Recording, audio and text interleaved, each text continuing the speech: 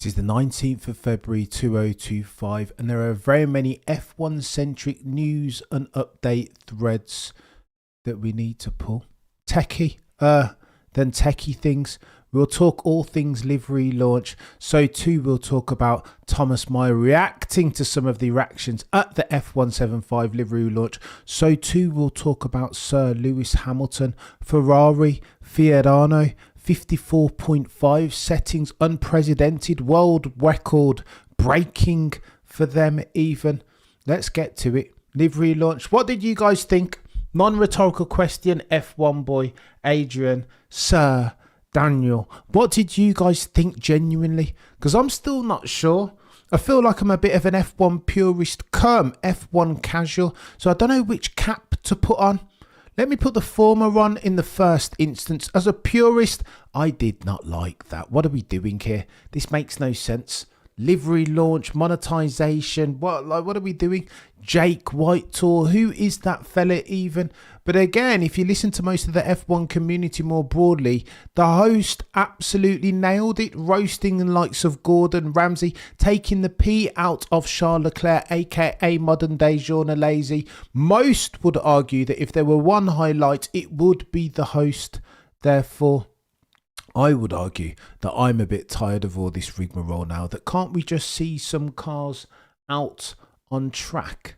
I was getting tired. You saw me during the bloody watch along that I just had enough that they were longing out some of these bloody livery launches. Stake spent 90% of their time on stage playing bloody drums. What are we doing here?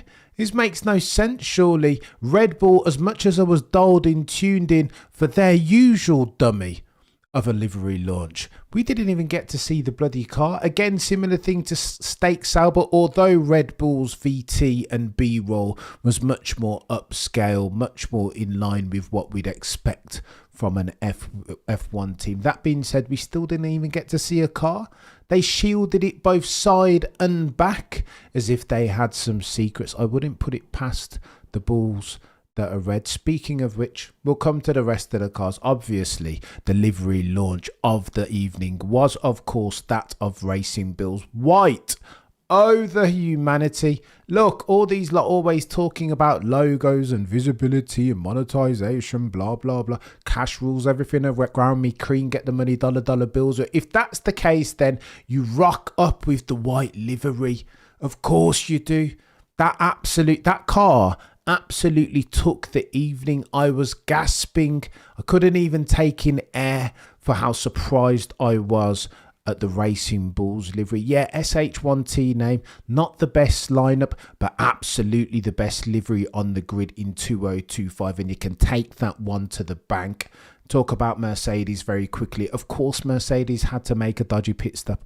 Of course, under no duress, zero pressure, not even in a race. All you had to do, one job, change the flipping tyres. No, they couldn't do it. What else would you expect at this stage from Mercedes? Do you know what I mean? Sabotage settings. If past this prologue, they will always have that poor infrastructure. Operational settings isn't something that they're good at is Mercedes. Rubbish indeed. Probably 10 of 10. How could they not check? It's embarrassing. Let's be honest. Let's have it right. Absolutely bloody embarrassing from Mercedes in front of the eyes of the world, onlookers, both F1 fans and non-F1 fans. And you bring out the brand new car, the all singing, all dancing, championship contending W15, and you can't even put on a tire. I mean, what's the point? What is the point, Nando? I don't disagree with you. I think Red Bull's up there, but not better than Racing Bulls. Red Bull, in the cold light of day, when you see the pictures afterwards, the Red Bull car did look good. I think it's because we've gotten accustomed to Max Verstappen driving it fairly quickly. One of the fastest machines on the grid, if not the fastest on average over the past 36 months.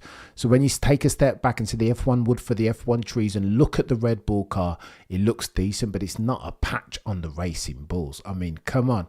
And then Yuki Tsunoda, what that white car means, the Honda settings. Did you see, by the way, Max Verstappen and Liam Lawson turning up to that event? What car they turned up in? A Honda NSX, a red one. Very, very cool. Go on then, let's talk about the booze. two boos, two iterations of, first it was the FIA, boo that institution. Of course you must. Why? Well, because it's Mohammed bin Salman. It's an organisation who are paid anywhere between 40 and 60 million US dollars a year to govern and dictate, institute for the rules in a way that's consistent and fair. 40 to 60, depending on who you talk to. They don't earn not even a penny of that 40 to 60 million dollars, because since Mohammed bin Salman has been president of that entity, they've done nothing of the sort. Everything but kicking with the drivers, dismissing audit members, conflict of interest, Susie Wolf, talking each and every single time. Woe is me. He's done everything apart of that. So the FIA weren't being booed. That was a boo being pointedly at Mohammed bin Salman, the president of, and I was here for it. Deep down in my heart, I was booing fervently also. Second boo of the night, Christian Horner. Oh, the humanity. Pantomime villain, right? He was the one who said last year that this is pantomime season. So, I mean, if you're going to get booed, then you're going to get booed sometimes. Max Verstappen, I understand why the British bias media and contingent were booing Max Verstappen. Of course, I get it. There is a beef going on between their boy George Russell and Max Verstappen in real time. Max Verstappen's unique, very aggressive driving style won't win any fans. But you guys know me, truth, value and objectivity. I enjoy dining at the restaurant of sporting endeavour par excellence. Therefore, it'd be disingenuous, no contradictory of me not to enjoy when Max Verstappen comes on camera. But listen, that's not for everybody. That's not for everybody, and particularly not Sir Lewis Hamilton fans of the fundamentalist variety. Speaking of whom, first look at Sir Lewis in them red overalls with that yellow badge and the black prancing horse atop. Didn't look bad, eh? Didn't look bad at all. Looked very much at home. You could see the footage of Sir Lewis playing chess on his phone with Charles Leclerc. Best buddies at the moment. That will change surely at some point over the course of the 24 races in 2025. We can't both want the same thing if we are teammates or if we are drivers in Formula One. For Formula One, the older story in Formula One history is that it is a zero-sum game. Oh, and by the way, since we're talking about liveries, Scuderia Ferrari, what are we doing? Listen, I know they need to put some sponsors and some logos on there with a view to make some moolah, but bloody Nora, that HP logo, in the first instance, the HP logo ruined the overalls, did it not? The overalls look sexy, incredibly sexy, amazing on the backs of Charles and Sir Lewis, but then right in the middle on the bloody stomach, as if it were a second belly button, you've got this white circle with the bloody HP blue logo atop it. What are we doing here? Way to spoil some very sexy overalls, and now way to spoil a very sexy livery otherwise. You saw the bloody HP logo, the big white strand with the blue badge covering the all-important engine. I tell you what, yeah, that engine, that livery of Scuderia Ferrari, the SF25, would have been god tier, one of the best, sexiest cars that you've ever seen. Hark back to 2022 settings or Alan Prost's one back in the early 90s. It would have been brilliant. But for that bloody white stripe that's on there, it looks like a red zebra, for Pete's sake. What's the job? It's just it's a problem. I do not like that car, nor will I ever enjoy its aesthetic so long as that white bloody HB patch is on there. And most F1 fans agree, eh? What are they doing? I mean, it would have been brilliant. It's not Daniel, I think it's rubbish. I hate it.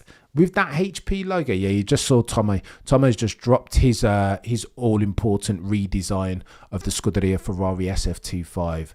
That logo is black. I know it's not as prominent, and I know the blue of HP, Hewlett Packard, is very important to them. But I mean, if you're designing a sexy car, if you are Scuderia Ferrari and you house Lewis Hamilton and Charles Leclerc as your drivers, there is something to be said for designing a sexy Scuderia Ferrari car now. But I digress. I'm going to talk about Lance Stroll for a second whilst I'm in scorched earth mode. What is that dude doing? Look, If I'd ever in my life paid anywhere between £300 and £400 to go and see that thing in person at the O2. Remember, O2 Arena's not far from us. We were there the other day. I could have made it. Tickets were difficult to come by, I understand, but we could have. I could have made it work. If I'd been there and Lance Stroll had rocked up to that thing and given it the disrespect, mate, I know he's not brilliant on the mic, but try for Pete's sake, or don't do it at all. One sentence isn't good enough, and then he makes it worse. Gives the mic to Fernando Planalonso, who, by the way, doesn't have English as his first language, and he holds court. It's a couple sentences, nothing more than that, but it was respectful and it was perfect from Fernando Planalonso, man from Oviedo, Asturias. On the other hand, his teammate, Lance Stroll, bloody nepotism settings, just brought shame on the family name yet again. Just do something else, mate. If you don't like your job, then do not go to work. Lance Stroll, do you know how many people and drivers would kill to be in your position? Have a job in perpetuity, irrespective of how much you underperform your car and or teammate. Bloody Nora, Lance. Like, what are we doing to NASCAR, to WT, anything at this point? I think he owes it to himself, you know, because time is a finite resource and you only get one life. Why would you spend it trying to live out your father's dream and not your own? Lance, don't do this to yourself, man. Genuinely, I mean it. There's better people in that car or in F1 and motorsport that could drive that car faster than you. And even if they couldn't, they'd be more passionate than the incredible sulk, aka Lance Stroll. What are we doing? And did you guys notice, by the way, Ineos? Listen, the W14 had the Ineos all nice and prominent right there over the engine cover. You couldn't look at the side profile of the Mercedes car last year without seeing the white Ineos logo. Now, however, have you seen what's going on? Barely can see it. It's on the inside of the winglet. You know this piece that comes up, this piece of the front wing that runs orthogonal to it. You can't even see it from the outside. You've got to be looking on the inside. And when do you ever see an F1 car from that angle? Ineos, I say that to say this, Ineos cannot afford it. Sir Jim Radcliffe is struggling in real time. America's Cup, Ben Ainsley, that's what Ineos used to do. No, that was their specialty. That's why bloody what's his name, James Allison, left Mercedes to go and help Ineos win another America's Cup sailing settings. Now, however, it's rumoured that Sir Jim Radcliffe, who has a stake, is the owner indeed of Man United, so too has a 33% stake in Mercedes, has happened upon financial difficulty. Oh, the humanity. And now it was meant to be rumour, just word on the F1 curb, if that's something in which you want to be invested. Now, however, by dint of the fact that previously Ineos's logo was front and centre on the side of the Mercedes car, W15 iteration, now look at it from the side, you will not even see that logo. I kid you not. Go and fact check me. It's on the inside of the winglet, so you need to be looking at the car from an angle and from the front. Otherwise, no Ineos to be seen. Rumour on the F1 curb is that Daimler, owner of Mercedes the group, by the way, not Mercedes F1. Mercedes F1 owned 33% by Toto, the boy who cried wolf, 33% by this chap, financial difficulties, Mr. Sir Jim Radcliffe, and then 33% by Daimler. It's going to get tucky out here, chat. Ineos, I think they're going to have to. I think either Toto or Daimler will buy out Sir Jim Radcliffe if indeed he's happened upon bad times. And it's not like he hasn't got enough on his plate to sort out Manchester United if indeed you are a football fan. Let's talk about this host very quickly. Not to my taste. But I mean, he tried, you know what I mean? There's a couple Ferrari jokes in there. Charles Leclerc joke went across well. Roasting Gordon Ramsay for saying SH1T. It went across well. It was well received largely. Was it not? I think a lot of people found that dude funny, but I didn't. I don't know. This is when I conveniently put my F1 purist cap on, and I just want to see the cars. I don't want to see drums. I don't want to hear Take That singing. I just want to see the car. And with that said, in that very same vein, I understand why Red Bull, listen, I like me some Red Bull. I enjoy that they're line steppers as far as a parent company. I get it. However, if I'm waiting that long, show me a bloody car. I understand why they hid it at the altar of durable competitive advantage, especially if they've done something sexy with the aero or the flexi front wing, potentially. But show us a bloody car. I know that Red Bull, if past his prologue, have a habit of doing one of these, right, cloaks and daggers, showing us something over here, but then the real car, come Bahrain, looks something completely different. Do you remember they did that a couple of years ago with the side pods, and you had to look at the grainy footage of it doing a private test to see what it actually looked like? I get it. I understand it. And maybe they've done something sexy this year, more than just the flexi wing and the suspension and the aero, potentially. But I mean, if there's going to be millions and millions of people around the world, at least let us see a car, surely. Oh, and by the way, if you're talking about millions and millions of people watching, F1 have published some figures, and they said that concurrent viewers on their YouTube channel, 7.1 million. Behave yourself. There is no way in hell. Listen, normally you can see the figures underneath. When we're streaming over, if you look underneath the video, you can see I'm only doing there's a couple hundred, maybe a couple thousand sometimes if the stream is fire. I mean, the market leaders, Matt and Tommy P1, they were doing 12, 13, 40, tens of thousands. Meanwhile, the Sky Sports F1 stream was doing 8,000 less than. So I don't know where F1 gets concurrent viewers of 7 million. Behave yourself. 7 million people did not watch that. I don't know why they want to do this bloody 1984 and peddle out this propaganda. It's nonsense. And I think most F1 fans are not that stupid to believe those numbers. Oh, and by the way, we talked about booing already, but Thomas Mayer, indeed, all F1 journalists and publications are created equal E, but some are created more equal than others. Thomas is one of the decent ones, never gets it never is a million miles away even. Here's what he said about the booing of Max and Christian Horner, of the main representatives of the Bulls that are red. Sources have indicated that there is some unhappiness within the FIA about last night's F175 livery launch at the O2 Arena in London. No, not because of the FIA themselves being booed, but because of the booing of Max Verstappen and Christian Horner. Go on then. I don't understand. I genuinely don't understand why they would be upset. Listen, this is pantomime season per Christian Horner, is it not?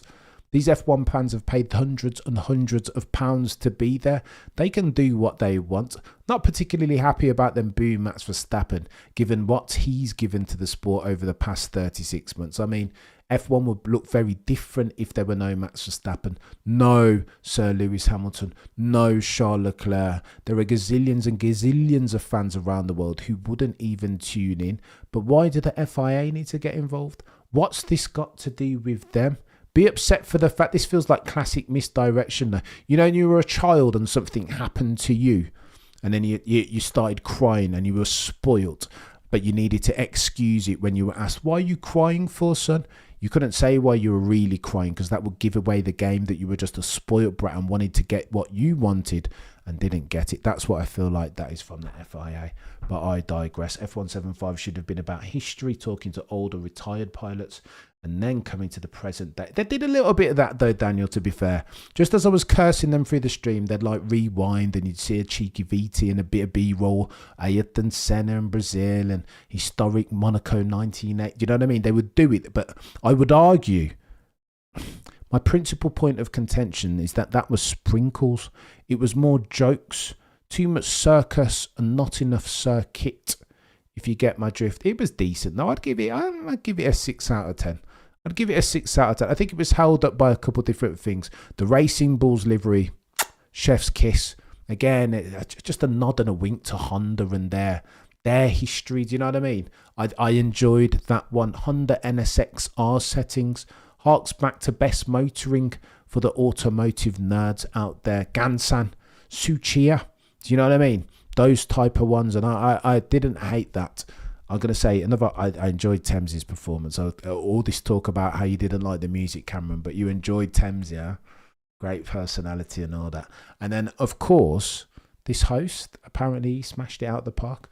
Not that I noticed. Oh, and by the way, and talk some Sir Lewis Hamilton, who's got on techie. Anthony Davidson. Let me say this in the first instance about Anthony Davidson.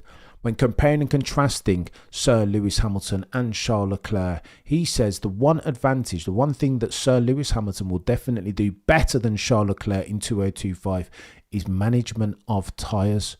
That will be all important, right? We've talked about FlexiWing being the battleground upon which the fight for 2025 silverware will be fought. And I think that's true to a certain extent, but tyre management, you've got to factor that in, right? So qualifying too, of course, but not to be a Debbie Downer and downtrod Lewis Hamilton's chances. Not today, at least. Truth, value, objectivity. But if Lewis is indeed going to beat Charles Leclerc in the race, I don't think it will be on absolute pace. I think it will be on things like tyre management. Anthony Davidson echoes my sentiment, saying therefore that that's one of Lewis Hamilton's calling cards, something that he can leverage and have over Charles Leclerc. And I do not disagree. But can he do the qualifying thing? Maybe.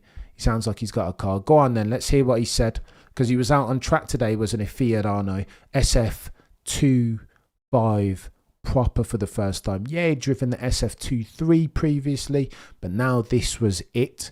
And that's chaos as well, by the way. Let me say this, actually. You guys have heard me talk a gazillion times about Sir Lewis Hamilton's age. Not that he doesn't look tired like me. He doesn't have big bags under his eyes. But for the first time, I think we can all say Lewis Hamilton looks 40 years old.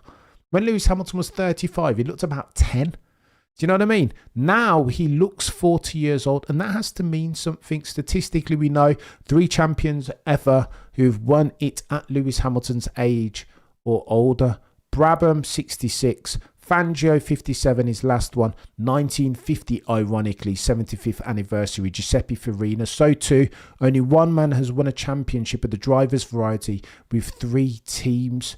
He has a name, and his name is Juan Manuel Fangio. That has to mean something. And I say all that to say this. Already you can feel the logistical burden. Lewis was in London yesterday and in Italy first thing this morning. When did he sleep? When did he travel? How does that even work? I couldn't do that. Me and Lewis are the same age, as near as makes no difference. There's no way that I could be at the livery launch in London, the O2 Arena in Greenwich, and then fly to Fiorano and be ready to test very first thing this morning. It's techie, isn't it?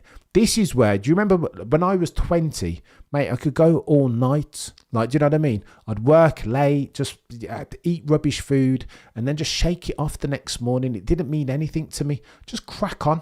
Dust it off, and it would dust off. That's fatigue and logistical burden was like water off a duck's back to me. Now, however, it's very different. How old is Charles Leclerc? 27, 26.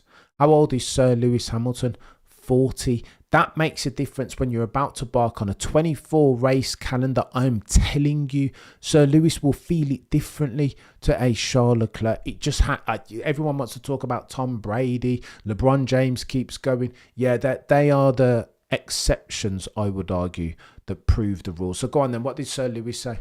Let me tell you this actually first. Speed-wise, there is rumour on that. Word on the F1 curb is that they travelled very quickly in that car. You remember the other day we were talking about McLaren, people saying that they gain 0.5, half a second. Now, apparently, if word on the F1 curb is to be believed, per some of the guys and girls that were in attendance at Fiorano today using very noddy stopwatches, this is basics, but it's been working for years, who needs electric timing when you have a decent Casio stopwatch. Some of them are saying that they did 54.5, which would be world record settings as far as the Ferrari car going round that very small short circuit. What does that mean? Well, this is what my takeaways are. The upshot of this is this. What does half a second mean? Context is key, right? Half a second around Fiorano means more than half a second around Spa because it's as a proportion of the whole, right? Half a second around a 50-second track is massive. humongous, right, as far as a proportion of the whole. Half a second around a Spa-Francorchamps, 1 minute 40 or whatever it is minuscule in comparison. If Ferrari are saying that they've gained half a second, that they're quicker this year around Fiorano to the tune of half a second than they were last year, that's massive. As versus McLaren, who were just saying half a second around anywhere. Context is key. We'll find out more over the next this time next week, right? We'll be going with it. We will have had 1 day of testing. Oh, the humanity. By the way, here's what Lewis Hamilton had to say. And it's all roses, right? He gave a couple of different interviews, one to BBC Sport, one to some bloody YouTube channel, RUF, I can't remember the name of it, it evades me, and then another to an official Ferrari channel, I think. Here's what he had to say. I'll cover all of them. In his interview with Andrew Benson, I think he talked about, in fact, I'll go through all of them. I won't tell you where he said it. You can go back and watch it yourself. Lewis Hamilton said in one of the interviews that this is his first time, that first times are important, but what he's been lacking is that feeling. He described it when he first got into an F1 car, your first kiss, I don't know, your first day at school, that there were these special nostalgic times in an individual's life. And Lewis said that he didn't think he'd ever have that feeling again, but he said that getting into the car today, the SF25, those tingles came back. This is what everybody's been talking about, right? The aficionados, the paddock insiders, that going to Ferrari was the new start, pastures anew, that Lewis Hamilton needed to get that spark back, whatever it is, fall in love with the game again. That the love that Mercedes has sucked out of Sir Lewis Hamilton by dint of that car that he just couldn't get his hands around. Instability at the rear, understeer through to snap oversteer. Now, some will say that that's a function of this rule and reg spec of car. Some will say that this is a function of Mercedes just being noddy, barking up the wrong design philosophy tree for the past 36 months. Some will say it's a mixture of both. Listen, we'll find out over the next couple of weeks. But Lewis, by all accounts, by his own saying, it sounds like he likes Ferrari and that he likes this car. He's using words, turns of phrase like, this is the most exciting thing being at Ferrari. He feels invigorated now, full of life. It's a new leaf that he's been able to turn over, and that has to mean something, because if Ferrari can bring back a 2018 Sir Lewis Hamilton, indulge me for a second, I know I've done the balancing thing, but if they can bring that chap back, revitalise him, bring him back to life, then listen, it's chaos for everyone, right? It will be Max and it will be Lewis, a two-tier championship, the likes of what we saw in 2021. Oh, and by the way, here's what Lewis said about the car. Let me tell you about the car actually very quickly. There's been lots of photos circulating, a couple of which mean something. We know that the pull rod is different. Could I just say about Ferrari, because this is hype-nitis, isn't it? Lucas, Cam, did he see my question? Sorry, Lucas. Mention it again, Lucas. I'm riffing, Lucas. I'm on one today. I don't know what my problem is. Lucas, mention it again and I'll try and dig it out. If not, we'll come back to it another time. The car, pull rod settings now. Rewind 12 months ago, I was quite critical of Ferrari because I felt like at this stage in the life cycle of this rule and regs, ground effect car, you've got the meta is obvious, right? And Adrian Newey was the first one to expedite for his learning curve. He realised that the key thing was to ensure that the interaction of the three pillars in Formula One, being the aero map, the suspension and the ride height, that they were all built in the same. Do you know what I mean? You can't do the siloed working thing. You've got to build one in the other's image, ensuring that these things interact well with each other. The tyres too, throw that into there as your fourth. Mercedes didn't do it, nor did Ferrari. The suspension is key. I know people want to say pull rod, push rod, whatever. You know what I mean? Tomato, whatever. Minor settings. But I think this means something.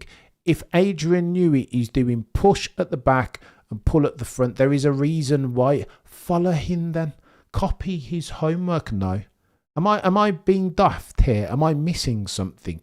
I said that this time last year when Ferrari said they were going to continue to bark up their own tree and that they didn't need to copy an Adrian Newey, the last airbender for Pete's sake, man who did his university thesis, dissertation even, in ground effect in sports cars. What are we doing here? He's shown you the way to go. bark up that design philosophy tree. Ferrari last year said, no, we're going to continue to be stubborn and do our own thing. We're going to tread our own path. Then I thought they were being stupid. Traditional Ferrari settings, just stubbornness, God tier levels of. Now they've come to realise that there is a path, a line of least resistance. And that's the one that Adrian Newey's been barking up all this time. Ergo, pull rod suspension at the front. They've done it now. And hopefully that's why Lewis Hamilton, whilst not saying it, you know, one of these, it's one of those, tell me that you like the car without telling me that you like the car. Here's what he said in his interview. What did you think of FIA getting booed? I think it was overdue. I think they should have booed them harder. Not the FIA as an organisation. It's Mohammed Ben Sulayem that they were booing, right? And then, you know me, the decibels could not have been high enough. Chiba, you're a legend. Una. Go on then. Here's what Lewis Hamilton had to say. How's the car? Good, he told Sky Italy. It's early. I can't say too much, but today we had no problems. Tick, tick, tick. It's my first Ferrari and it's hard to believe. I am living every moment intensely. Sounds like he likes it, eh? You know what I mean? Tell me that you love the car without telling me that you love the car. When I'm talking about love the car, I'm talking about the handling dynamics. No understeer to snap oversteer, because that will kill your time in an F1 car. Rear instability, perfect positioning as far as the cockpit, and you guys will have seen the pictures by now that the footprints changed, right? It's ever so slightly longer. The gap between the front wheels and the back wheels per Gary Anderson. Go on then. Lewis Hamilton continues. I've only been here a month, so I'm still acclimatizing to a completely new car, a completely new way of working. But everybody's bent over backwards in this team to make me feel welcome, and I feel really at home. Hallelujah. Let us go. He continues. I know I'm exactly where I'm supposed to be. It feels natural. It just feels right. Reinvigoration, settings, let's go. All of those who are in for F1 in 2025 and a levelling of the competitive landscape, which means the best drivers in the best cars will be punching the air. I want to see Lewis and I want to see Max Verstappen and Charles go toe-to-toe, head-to-head for 24 races, for they are potentially the three best drivers on the grid, potentially three of the best drivers that you will ever see in your life. Maybe I'm a bit premature putting modern day Jean Alesi in that S tier bracket to which Maximilian Verstappen and Sir Lewis belong. Even I'd contend this before I get back into Lewis's final stanzas. Maybe that would dilute the rematch of 2021. One of the most controversial and enthralling, fascinating and enchanting best seasons that we've ever seen in F1 history. Maybe we want to see Sir Lewis and Max Verstappen go at it, unencumbered by other entrants, like, say, a modern-day Jean Alesi, a.k.a. Charles, like, say, a Lando Norris, but I have no doubt that they'll be in there somewhere. Why? Because Lando Norris is currently the first favourite, 3-1, run this championship 100 times, and they're saying, odds makers, the experts are saying that Lando Norris wins this championship at the driver's variety 25 out of 100. But I digress. Lewis Hamilton continues, and I quote, I worked with, and this is the piece, this is the bit that Scuderia Ferrari fans will be going, ugh, the Tifosi. And by the way, he talked about, I wanted to see the Tifosi as I was driving around. They said, wait till you get to the bridge. He said I couldn't see them. And then when he got there were thousands and thousands of Tifosi. That is a bit of a moment that hopefully Lewis and Ferrari can follow up on in terms of their performance on track. But I digress. Finally, Lewis says, I worked with 2 World Championship winning teams before. I know what a winning team looks and feels like. Therein lies the reason, the principal one, why you sign yourself a Sir Lewis Hamilton, even if he does cost you 100 million a year, especially if you want to build yourself a luxury brand as versus a sports car brand. Sound like anyone? Scuderia Ferrari, any? Everyone here, the passion here is like nothing you've seen before. They've got absolutely every ingredient they need to win a world championship. Now, it's just about putting all the pieces together. We've got a great leader in Frederick Vasseur and John Elkann and Benedetto Vigna? Don't know how to, I apologise. Everyone has a really calm and good approach. No one's like we're perfect in every single area. Everyone's like we need to elevate everywhere, and they're leaving no stone unturned to try and do that. Oh, the humanity. Amen. Let's go. I'm ready now. I don't even want to see any more cars. Just fast forward between now. Fast forward to Australia. I've had enough now. Wake me up when there's some racing, or fast forward at the very least to this time next week when we get some testing. I cannot wait. Oh, and by the way, final thing from Sir Lewis.